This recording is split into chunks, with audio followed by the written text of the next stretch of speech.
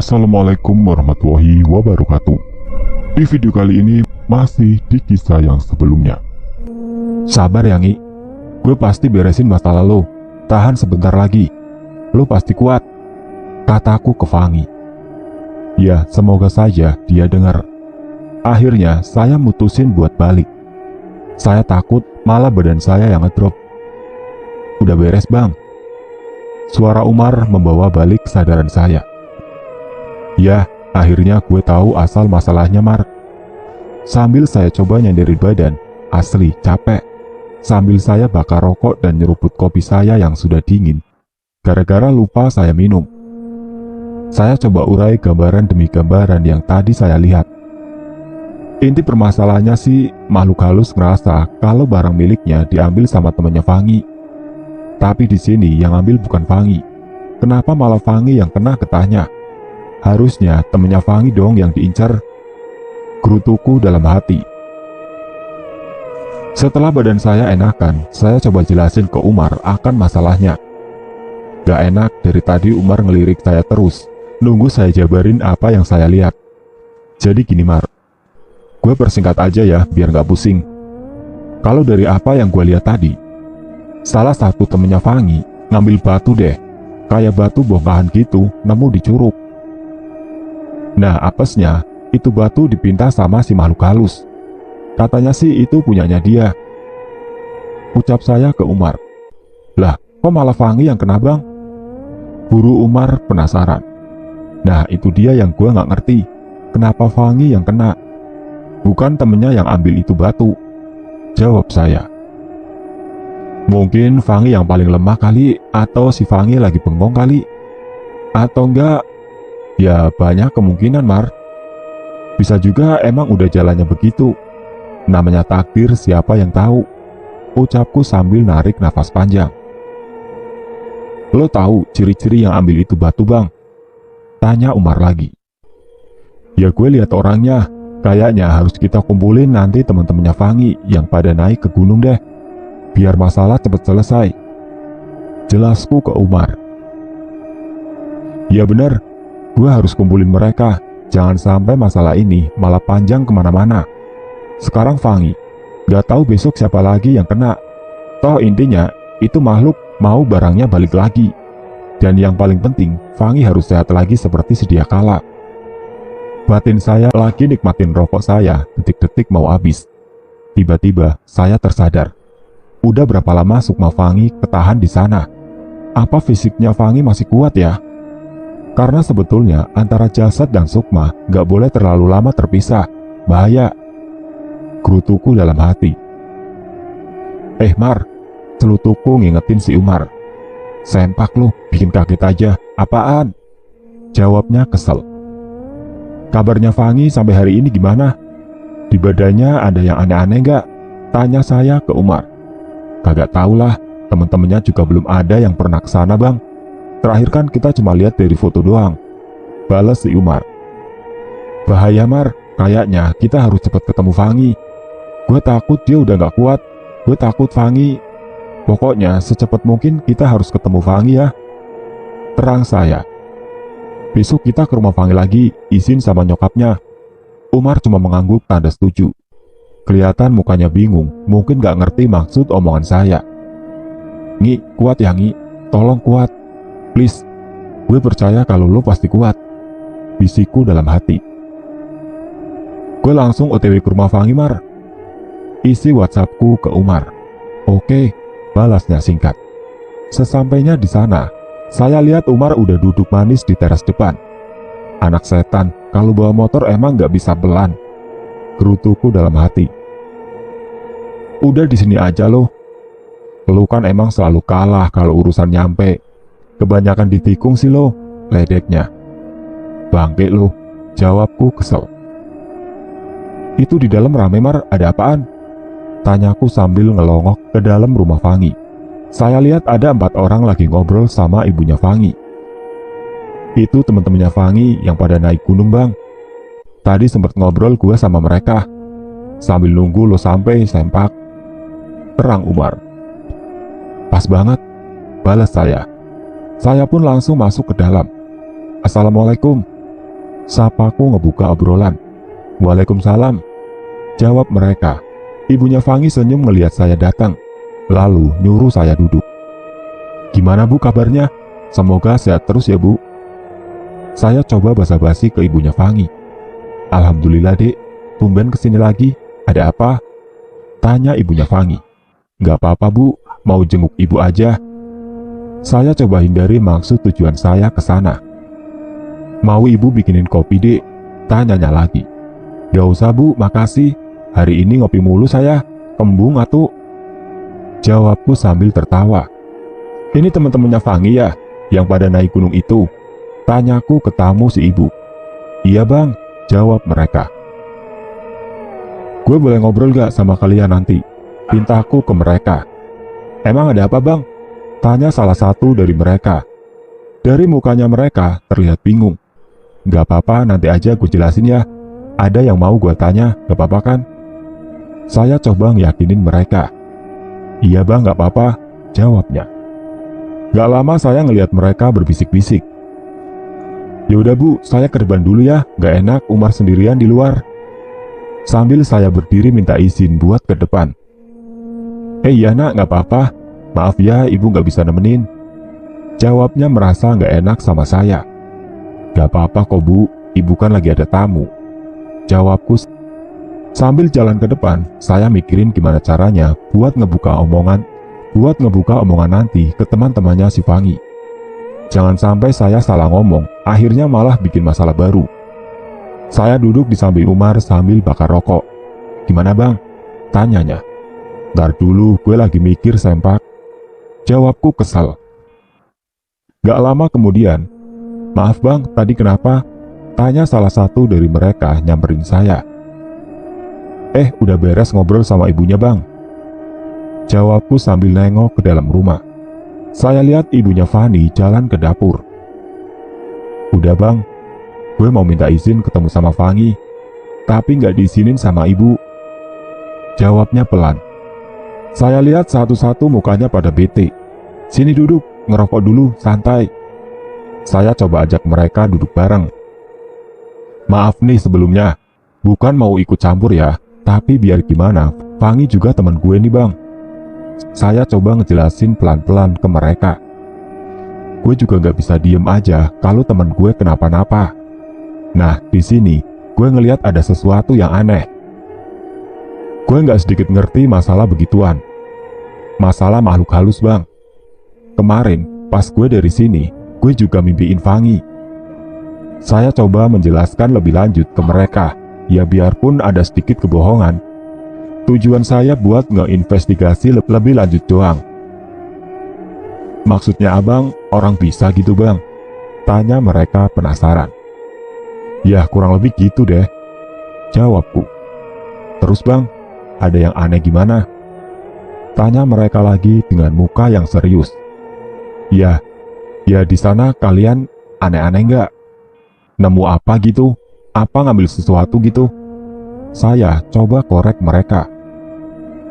Enggak abang, jawab mereka sambil saling tatap-tatapan heran.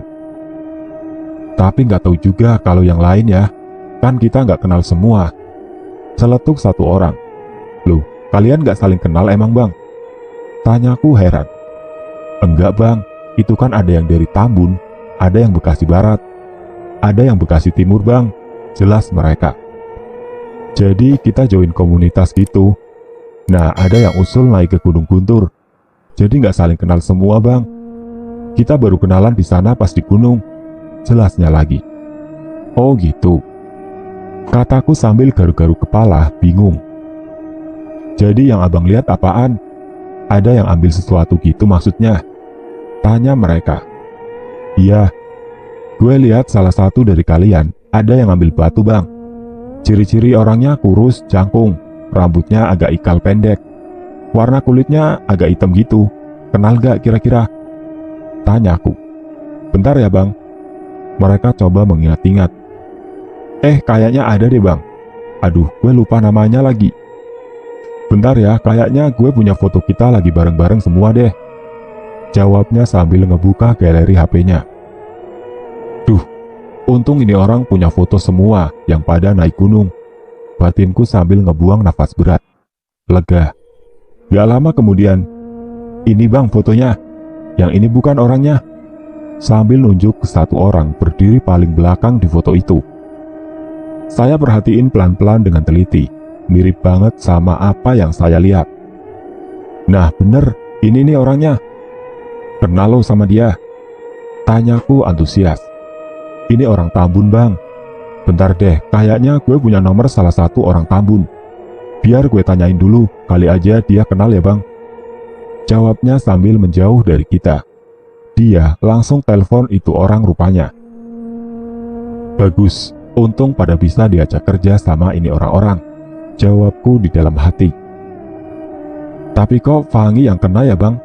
Tiba-tiba salah satu dari mereka nanya ke saya. Itu nanti dulu ya, gue jelasinnya. Selesain satu-satu dulu masalahnya. Jawabku tegas. Di sini harapan saya gede banget buat Fangi. Saya ngelihat akhirnya ada sedikit jawaban dari jalan buntu yang saya temuin. Terima kasih ya Allah. Semoga jalan yang saya ambil bisa bikin Fangi sembuh. Kata temennya namanya Boim bang. Jawab itu orang selesai telepon. Dia baru saja masuk komunitas seminggu yang lalu bang. Jelasnya lagi. Oh gitu. Bisa nggak lo kumpulin semua orang yang ikut pendakian? Ada yang mau gue bahas soalnya. Pintaku ke mereka. Siap bang, nanti kita usahakan bang. Jawab mereka setuju. Ya udah, gue mau ke nyokapnya Fangi dulu ya, bentar. Ada yang mau gue obrolin. Saya pun masuk ke dalam. Bu, sapaku sambil nunggu kedatangan si ibu. Gak lama, si ibu keluar dari kamarnya. Iya dek, kenapa? Jawab si ibu. Gini bu, ada yang mau saya obrolin sama ibu. Sambil saya duduk di sebelah ibunya Fangi. Iya dek, ada apa? Jawabnya penasaran sambil liatin saya. Gak lama saya lihat Umar dan teman-temannya Fangi masuk ke dalam. Mungkin mereka penasaran juga sama apa yang lagi saya obrolin di dalam. Mereka duduk berjejer di depan saya dan ibunya Fangi. Saya sempat ambil nafas panjang dulu, siapin mental takut nanti ada argumentasi sama si ibu. Gini bu, tolong izinin saya buat ketemu Fangi bu. Saya mau pastiin sesuatu. Saya takut Fangi kenapa-napa. Saya coba ngeyakinin ibunya Fangi. Maksud adik gimana ya? Itu Fangi kan lagi diobatin. Bantu doain aja, semoga Fanginya cepat sembuh. Si ibu coba ngelarang saya buat ketemu Fangi. Ini udah seminggu bu, Fangi diobatin di sana kan? Tapi sampai hari ini belum ada perubahan sama sekali. Maaf, bukannya saya mau sok tahu bu. Tapi saya sedikit ngerti tentang hal-hal gaib. Kali aja saya bisa ngebantu Fangi. Saya coba buat ngeyakinin si ibu. Maaf ya dek, bukan ibu gak percaya. Tapi ibu udah capek. Ibu udah gak punya apa-apa lagi. Terang si ibu. Di sini saya ngelihat arah obrolan ibunya Fangi. Dia nyinggung masalah biaya atau biasa disebut orang mahar. Ya Allah bu, saya murni mau nolong. Saya sama sekali gak minta apa-apa bu. Fangi itu teman saya. Masa iya buat temen harus pakai bayaran segala? Jawabku dengan nada agak tinggi. Di sela keheningan di antara saya sama nyokap Fangi. Akhirnya, saya mutusin buat ngasih bukti ke si ibu. Biar si ibu percaya kalau saya gak main-main. Serius, ikhlas bantu Fangi dan keluarganya. Maaf bu, gini deh sekarang. Biar saya buktiin ke ibu ya. Dan ibu juga gak perlu mikirin biaya-biaya. Ibu bisa pegang omongan saya. Disaksiin sama teman-teman semua. Jawabku meyakinkan mereka semua. Sekarang yang lagi sama Fangi siapa bu? Tanya saya. Ada bapaknya yang nemenin Fangi di sana dek. Jawabnya pelan. Mungkin si ibu lagi bingung antara percaya atau tidak percaya sama saya. Dalam hati, bodoh amat, yang penting gua ketemu Fangi dan masalah ini cepat selesai. Ya udah, biar saya lihat sebentar ya bu kondisi Fangi di sana. Jawabku dingin karena saya mulai fokus sama apa yang mau saya lihat. Berdasarkan pengalaman bertemu orang-orang dengan berbagai permasalahannya. dan dengan sedikit pengetahuan yang saya dapetin dari pengalaman. Setelah melihat dan menghitung, akhirnya saya ngasih pertanyaan ke nyokapnya Fangi. Fangi di sana makin parah, Bu. Kalau yang saya lihat, badan Fangi udah ngeluarin hawa dingin.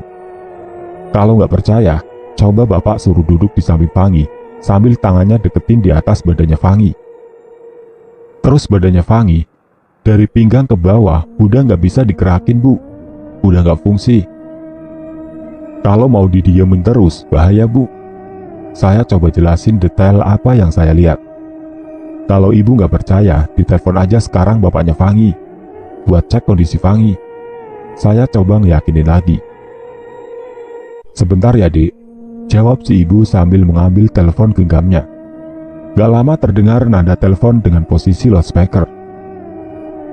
Gila, dia pakai loudspeaker, berarti orang-orang bakalan dengar semua. Kalau sampai salah apa yang udah gue sebutin, mampus gue, bisa berantakan semua.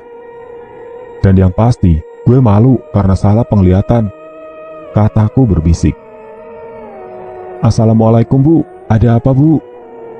Baik-baik aja kan, Bu? Jawab seseorang di telepon tersebut. Iya, Pak, waalaikumsalam. Gak apa-apa, cuma mau tahu kondisinya Fangi. Jawab si ibu. Emang Fangi badannya dingin ya, Pak? Coba deh, Bapak deketin tangan Bapak ke dadanya Fangi, pinta si ibu. Loh, ini ada apa, Bu? Kok tiba-tiba nanyanya gitu? Jawab si Bapak dengan nada heran. Udah, Bapak jangan banyak nanya dulu, dipegang dulu, Pak. Jawab si ibu ketus. Iya, Bu, ini Bapak mau pegang, sebentar. Si Bapak akhirnya ngikutin kemauan si ibu. Gak lama kemudian, iya, Bu, dingin. Kok ibu bisa tahu sih? Ada apa sih, Bu? Jawabnya penasaran. Terus itu kakinya Fangi emang udah gak bisa digerakin, Pak? Tanya si ibu, tanpa menjawab pertanyaan si Bapak tadi.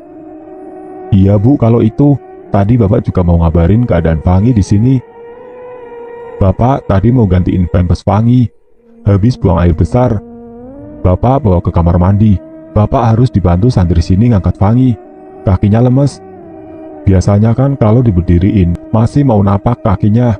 Kalau sekarang enggak, Bu. Kakinya kayak nyeret gitu, gak ditapakin. Kayak udah gak ada tulang. Jawab si Bapak menjelaskan dengan bahasa yang kalau menurut saya juga agak ngebingungin. Ya maklum orang tua. Ya udah, Pak, ntar ibu telepon lagi. Jawab si ibu lalu mematikan teleponnya. Sekarang saya lihat muka nyokapnya Fangi kaget. Syok mungkin dengar keadaan anaknya di sana. Gak lama, air matanya menetes. Dia coba tahan biar gak makin deres tangisannya. Buat seorang sosok ibu, saya bisa lihat banget sosok yang tegar. Sosok yang coba nahan semua perasaannya. Sosok yang berusaha kuat ngadepin masalah yang lagi menimpanya. Sosok yang mungkin gak semua orang bakal kuat kalau lagi ada di posisi si ibu. Itulah besarnya kasih sayang ibu buat anaknya. Dengan kasih sayangnya seorang ibu sanggup bertahan dari berbagai kesulitan dan kesakitan yang dia hadapi. Salut buat para ibu di dunia ini. Jadi itu maksudnya gimana, Dek? Kenapa badannya Fangi dingin? Tanya si ibu sambil terisak. Gak tega saya sebenarnya. Saya takut kalau saya ngejelasin semua malah jadi beban dan pikiran ini ibu. Saya juga takut dia malah ngedrop karena pikiran.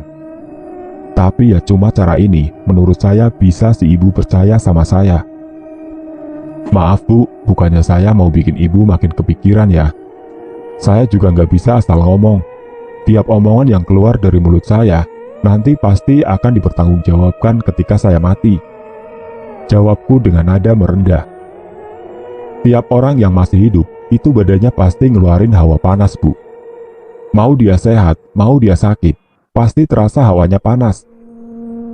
Tapi sebaliknya, Bu, kalau badan orang udah ngeluarin hawa dingin, itu berarti salah satu tanda udah sampainya batas kekuatan fisik seseorang untuk saatnya pulang ke sisinya. Jelasku lirih. Saya takut sama ucapan saya bakal ngelukain hati si ibu. Biar gimana pun saya bukan Tuhan, dan gak sepantasnya saya ngucapin kata-kata itu. Tapi itu kenyataannya.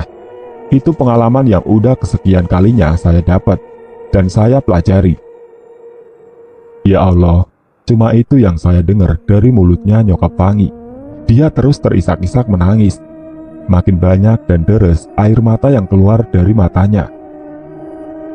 Maafin saya, karena ucapan saya hari ini, saya udah ngelukain hati seorang ibu. Saya sudah memupuskan harapan seorang ibu. Saya benar-benar makhluk yang gak punya hati. Saya tega nyakitin seorang ibu. Saya benar-benar berdosa, ucapku dalam hati. Gak lama air mataku juga menetes. Kenapa? Kenapa harus saya yang ada di posisi ini? Kenapa Allah selalu ngasih beban lebih ke saya? Kenapa harus saya yang nyaksiin semua peristiwa menyakitkan? Saya takut, saya juga punya keluarga. Saya takut karma. Saya takut sewaktu-waktu nyokap saya ngerasain apa yang lagi saya lihat dan dengar hari ini. Ini benar-benar beban yang gak bisa saya lepasin atau saya kasih ke orang lain. Saya terus mengutuk diri saya sendiri di dalam hati.